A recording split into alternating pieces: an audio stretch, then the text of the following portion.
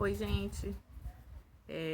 Satisfação estar aqui novamente, trazendo para vocês, neste mês de setembro de 2020, um pouquinho mais do que eu me propus aqui no canal, que é falar um pouco da minha experiência como assistente social e mãe.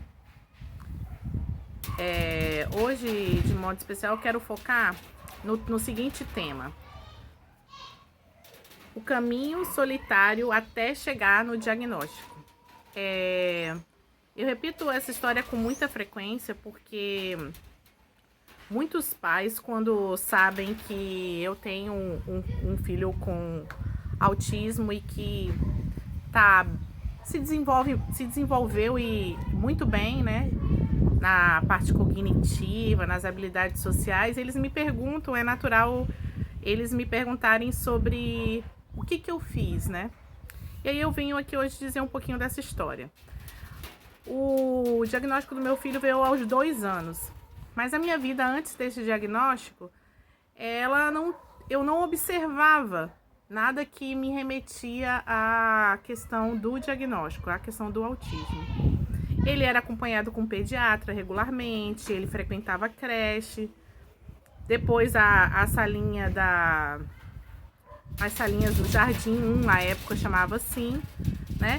E nunca nenhum professor de creche ou da escola de um modo geral, nenhum trabalhador nunca tinha me alertado sobre algum comportamento que levasse a pensar nisso.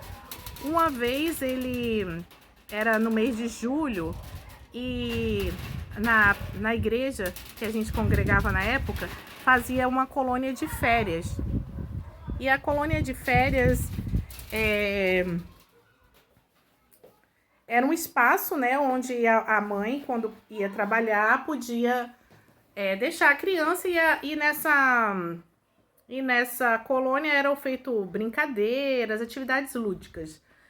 E no final desse período que ele frequentou, deve ter sido 2 dias que eu deixei e depois buscava, a responsável por essa colônia de férias, ela me chamou e falou: olha, procura uma avaliação, porque provavelmente seu filho tem traços autistas. Aquilo foi um baque para mim, porque eu trabalhava na época na área da assistência social no Distrito Federal, tinha muitos amigos psicólogos, frequentava o pediatra assiduamente e nunca ninguém tinha me alertado para isso, né? E aquela profissional naquele momento veio com aquela informação para mim. Na época eu tinha um plano de saúde e mesmo com o plano de saúde foi muito difícil essa busca pelo diagnóstico. Me orientaram a procurar um neuropediatra. E naquela época, mesmo estando na capital, né, do país, eu não conseguia com facilidade um neuropediatra que atendia aquele plano de saúde. Então eu entrei através do que se fala, né, garantia de atendimento, que é aquele recurso que a gente tem dentro do plano de saúde, onde a gente leva ao plano a informação de que a gente precisa acessar aquele especialista e o plano tem um período para ver se ele consegue no território ou se ele vai arcar com as despesas para você acessar o especialista em outro território. E, na verdade, eles conseguiram me encaminhar para uma neuropediatra e arcaram com esse valor, né? No caso, eu paguei e eles me reembolsaram. O que foi feito nessa consulta? Não foi nada mirabolante. Ela me perguntou como era o comportamento dele em casa, na escola, ou seja, eu não ajudei muito ela, porque eu não observava nada de diferente, não.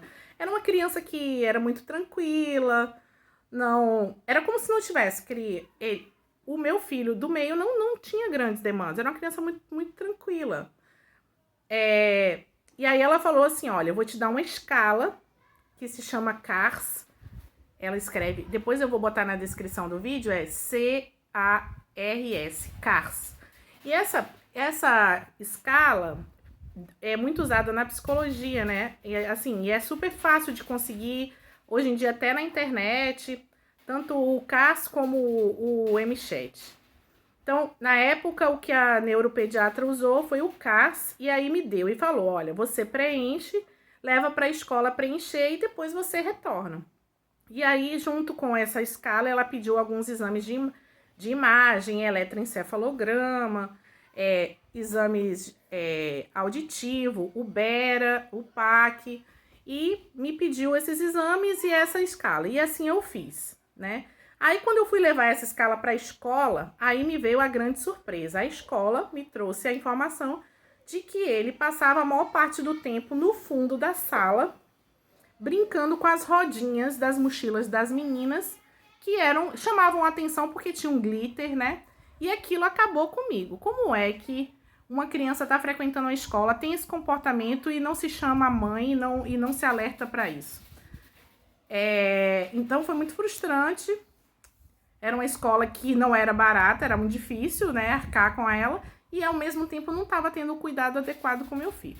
Mas tudo bem, colhi as informações do CARS da escola, eu preenchi, fiz os exames de imagem, que deram todos normais, e os exames auditivos também não constaram nada, e voltei na médica. Quando eu voltei na médica, depois, claro que isso aqui não foi de imediato, tudo no mesmo dia.